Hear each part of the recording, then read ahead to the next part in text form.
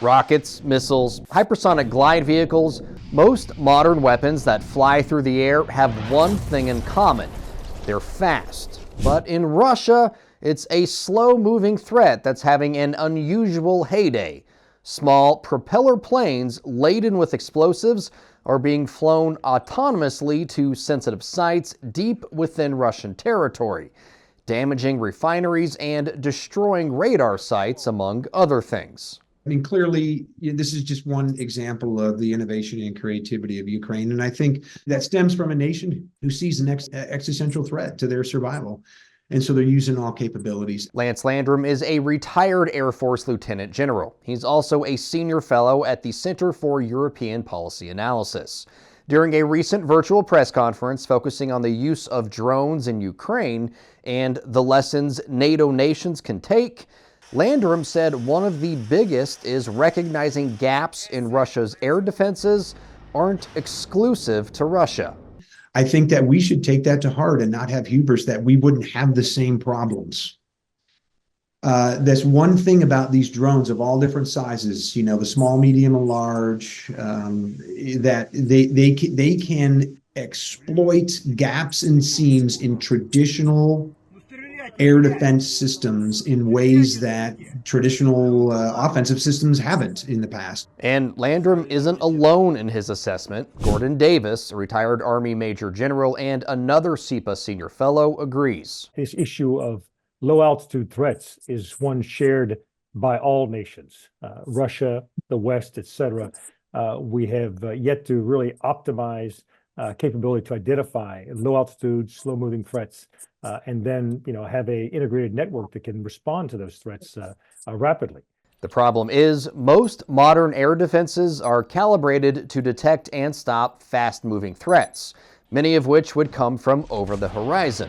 So what's the solution? Well, according to Landrum and Davis, if the United States, or really any nation, wants to defend itself against slow-moving drone planes loaded with explosives, it's going to take an intricate and complex system of what the military calls sensors and effectors. At the most basic level, the sensors would detect the threats and relay that data to the effectors, which may or may not be in the same location as the sensor. So I have a map here, which is based on, want to be clear, I am not a military strategist, I am not a military engineer or logistician or anything like that. But based on some of the conversations that I've had and based on some of the reporting that I've done, here is what one of those air defense systems could possibly look like.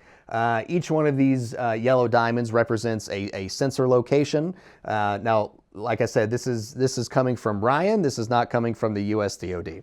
But this is just to give you an idea of what this system could look like in the future.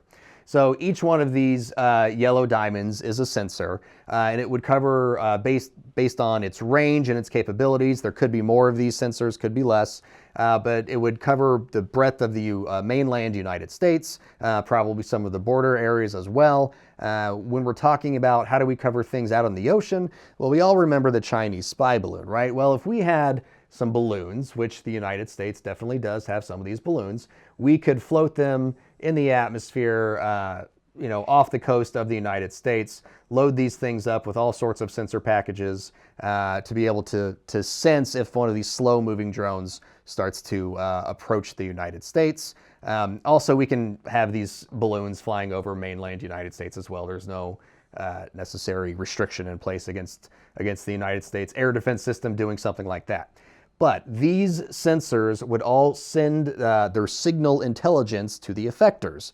The effectors might be at the same sensor locations. They might not be. They could be kind of spaced throughout the United States at different locations, sort of not putting all of your eggs in one basket, so to speak. Now, these effectors could be kinetic, like missiles or guided artillery shells, or it could be non-kinetic, which means it would rely on some electronic warfare countermeasure to deal with the drone threat. Whatever an eventual defense system against these types of threats may look like, both Landrum and Davis say it's a system that's needed now because no nation has that yet. So that's a vulnerability at the moment that the Ukrainians are exploiting to their advantage. And of course, they're restricted, by a number of Western policies on weapon systems that they've been given to employ munitions and systems inside Russian territory, airspace, maritime waters, et cetera. And so they're leveraging their domestic capabilities to good advantage and to strike, key infrastructure within Russia. But they've got a problem. Russians have a problem that, we share as well, and we would do well to heed and address this problem.